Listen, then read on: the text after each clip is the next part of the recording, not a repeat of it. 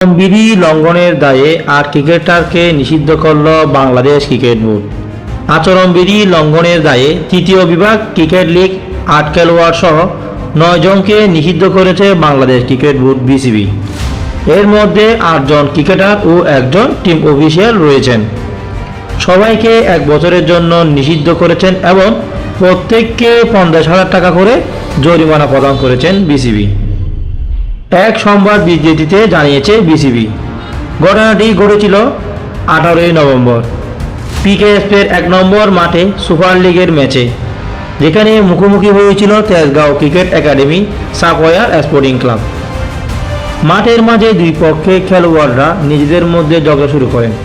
পরে আচরণবিধির ২.১৯-এর অধীনে লেভেল ৪ অপরাধী ঘোষিত হন সবাই।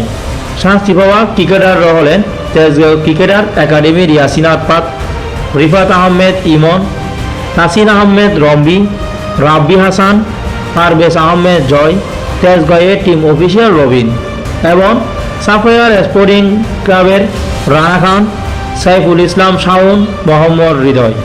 বিসিবি সভাপতি ফারুক আহমেদ বলেন, আচরণবিধি লঙ্ঘন নিয়ে কোনো প্রতিযোগিতা, কোনো স্তরে কোনো নিয়ম হবে না।